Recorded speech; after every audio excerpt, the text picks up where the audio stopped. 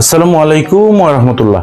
আপনি কি জানেন রাসূলুল্লাহ সাল্লাল্লাহু আলাইহি ওয়াসাল্লাম একটি মাত্র খেজুর থেকে একদল সাহাবীকে পেট ভরে খাইয়েছিলেন? কিভাবে সামান্য খাবার থেকে এত মানুষকে খাওয়ানো সম্ভব হলো?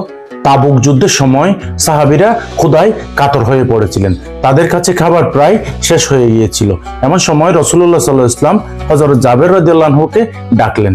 জাবের রাদিয়াল্লাহু আনহু তার থলের ভেতর থেকে মাত্র একটি খেজুর বের করে দিলেন। রাসূলুল্লাহ সাল্লাল্লাহু আলাইহি ওয়াসাল্লাম সেই একটি খেজুর মুখে দিলেন এবং তা চিবিয়ে পুনরায় থলের মধ্যে রেখে দিলেন।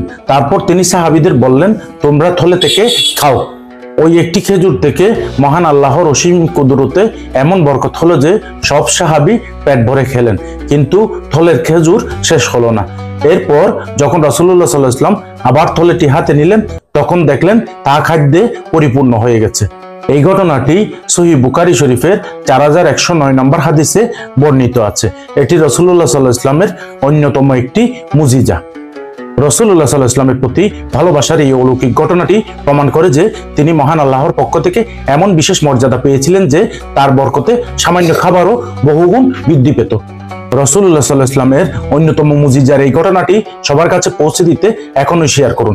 এই ধরনের ভিডিও নিয়মিত পেতে ইউটিউবে আমাদের চ্যানেলটি সাবস্ক্রাইব এবং ফেসবুকে আমাদের পেজটি ফলো করে সাথে থাকুন সবসময়। ফি আমানিল্লাহ।